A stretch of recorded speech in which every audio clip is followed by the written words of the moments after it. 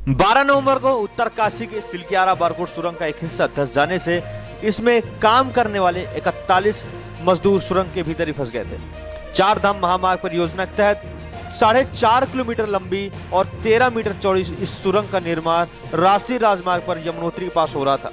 यह सुरंग एक पहाड़ के भीतर से ही बन होकर के बन रही थी। जब सुरंग में धसी उस वक्त निर्माण कार्य चल रहा था और सुरंग की एंट्री का एक तरफ करीब 200 मीटर भीतर सुरंग का हिस्सा धंस गया, जिसमें 41 मजदूर सुरंग के अंदर फंस गए। अब कहते हैं ना, चमत्कार को नमस्कार है, और देवों की भूमि उत्तराखंड में चमत्कार नहीं होगा तो कहां होगा।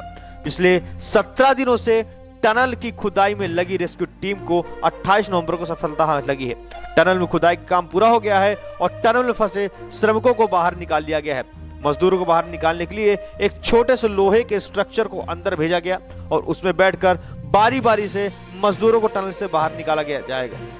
और इससे पहले ही टनल के बाहर काफी तैयारी कर ली गई थी। टनल के बाहर डॉक्टर, एम्बुलेंस तैयार थी, तो वहीं अस्पताल के कर्मचारियों को भी तैयार रहने के लिए कहा गया था।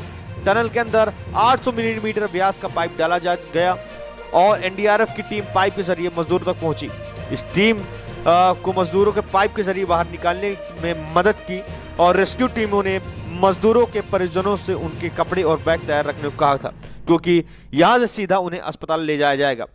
अब अगर मजदूर बाहर निकल गए तो इसकी सबसे बड़ी वजह है राइट माइनिंग तकनीकी। आखिरकार क्या है ये राइट माइनिंग तकनीकी, उस पर भी हम चर्चा करेंगे ग्राफिक के जरिए से। ये राइट माइनिंग का एक तरीका है जिसका इस्तेमाल करके सकरे क्षेत्रों में कोयला निकाला जाता है।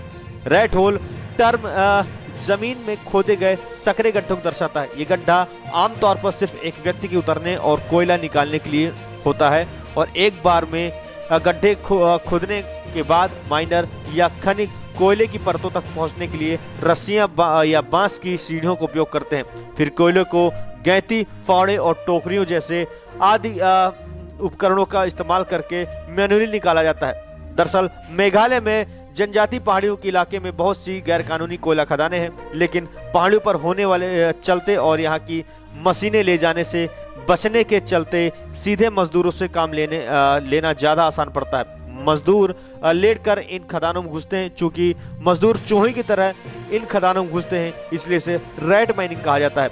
2018 में जब मेघालय में खदान में 15 मजदूर फंस गए थे, तब भी इसी रेड माइनिंग का सहारा लिया गया था। तो चलिए आसान शब्दों में आपको समझाते हैं। एक एक्सपर्ट ड्रिलिंग करेगा तो दूसरा हाथों से मलबा निकालेगा। एक आगे का रास्ता बनाएगा तो दूसरा मलबे को ट्रॉली से भरेगा। इसके बाद बाहर खड़े एक्सपर्ट ट्रॉली को खींचेंगे। एक बार में 6 से 7 किलो मलबा ही बाहर ला पाएंगे। 48 मीटर के आगे खुदाई हाथ से हो रही है। रेड माइनिंग के माइनर्स के पास हथौड़ा और सब्बल है और खुदाई के दूसरे भी पारंपरिक टूल्स भी हैं। अब चमत्कार हो गया है, सारे मजदूर बाहर आ गए हैं। इसके लिए उन सभी लोगों का धन्यवाद जिन्होंने इस मिशन को पूरा करके और दिन रात लगा दिया और मजदूरों को सुरक्षित बाहर निकाल लिया। ये तो कुदरत का ही करिश्मा है और देवों की भूमि, देवों का ही आशीर्वाद है कि फंसे हुए 41 मजदूर सिर्फ रोजी रोटी के लिए, अपने पेट रोटी के लिए जाते हैं मेहनत करने, और उनके साथ जब हादसा हो जाता है तो सिर्फ और सिर्फ भगवान ही एक सहारा बनता है। भगवान अनेक रूपों में आता है, फिर वो चाहे वो एनडीआरएफ की टीम हो या रेस्क्यू करने वाला कोई भी शख्स, जब किसी को बचाता है तो भगवान का ही दूत कहलाता है, और उन्हीं के आशीर्वाद से ये माइनर्स आज बच गए हैं। भारत के लिए और सभी देशवासियों के लिए एक खुशी की लहर। अब आपकी इस विषय में क्या राय है? जो भी राय हो थोड़ा कमेंट करके जरूर बताइएगा। हाँ, थोड़ा समय जरूर लगा, लेकिन काम इतना रेस्क्यू था कि मजदूरों को निकालने में थोड़ा समय लग गया। फिलहाल इस वीडियो में इतना ही। दीजिए हमको इजाजत, मिलते हैं अगली वीडियो में। तब तक के लिए जय हिंद, नमस्कार।